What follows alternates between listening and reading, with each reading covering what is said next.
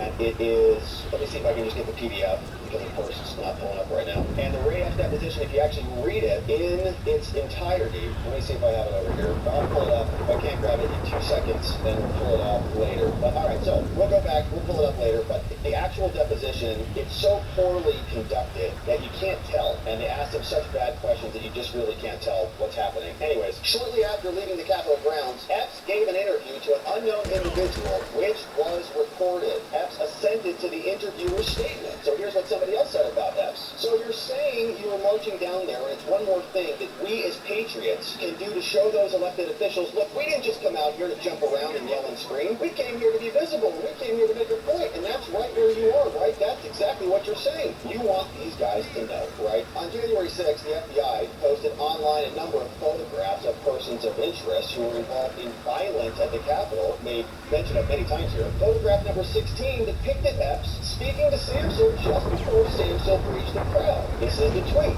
Photograph number 16, Ray Epps. Violence at the Capitol. 2 days later, on January 8th, Epps called the FBI tip line, and this is why they're saying he got a good deal. He identified himself as the person. In that same call, he gave a lengthy consensual interview about his activities. He said that he admitted, right? So he's saying, I admitted I stopped the steal. He admitted to observing other rioters tear down barricades and confront police. So he just spills his guts. Then his attorney, on March 3rd, 2021, they did a follow-up interview. During that interview, Epps identified himself in a bunch of photos. He then stated words. When word started to spread that rally goers were going to the Capitol, he decided to help spread the message and that he wanted to be in the front of the pack. During his interview, he understood that he was trespassing, and while he intended to enter the Capitol, he did not intend to break in. His goal was to walk into the front door and let them, the lawmakers, know what Trump supporters think. Guess what? That's what many other J6ers thought. And there are videos of them tapping on an officer's shoulder and letting people come through the door. So they walk us through the elements of this so-called offense.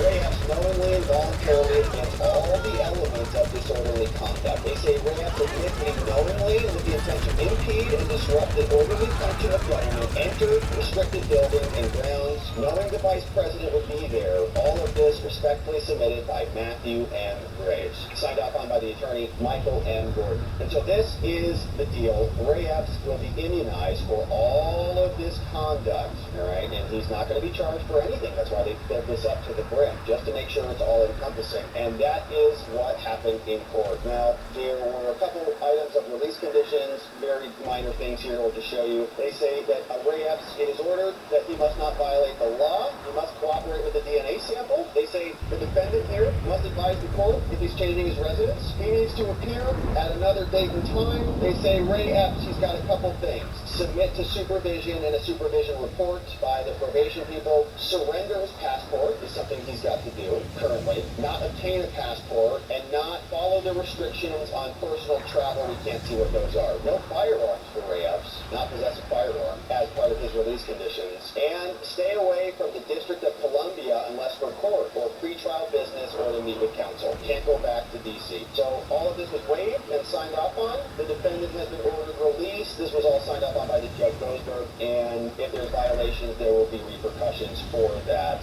He has been released on his personal recognizance, so not in custody, not having to post a bond, nothing like that at all. And all of this was done via Zoom on September 20th, signed in on by the judge.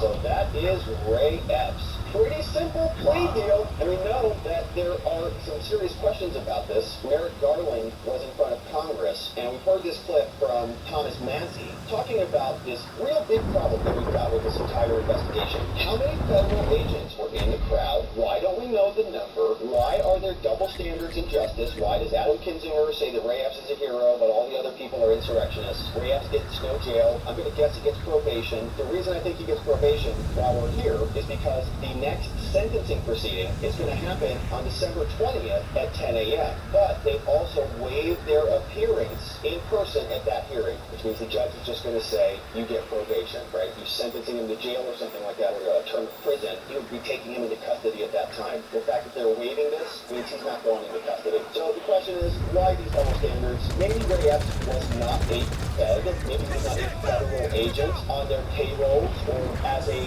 bona fide CHS, but he was somebody who committed a ton of conduct that was similar to or worse than many other J6 defendants. And he was involved with the Oath Keepers, he was there telling people to go into the Capitol, he was part of a violent onslaught according to the FBI agents who identified him in the first place, but he still gets a better deal than other people. The question is why. You want to know. Thomas Massie wants to know too. Your side of the Constitution, I'm going to cite it. It's our constitutional duty to do oversight. Now, in that video, that was your answer to a question to me 2 years ago. When I said how many agents or assets of the government were present on January 5th and January 6th and agitating in the crowd to go into the Capitol and how many went into the Capitol. Can you answer that now? I don't know the answer to that question. Well, last time, you don't know how many there were or there were none. I don't know the answer to either of those questions. If there were any, I don't know how many. You I don't know whether there are any. I think you may have just perjured yourself that you don't know that there were any. You want to say that again? That you don't know that there were I have any? no personal knowledge of this matter. I think what I said the last time.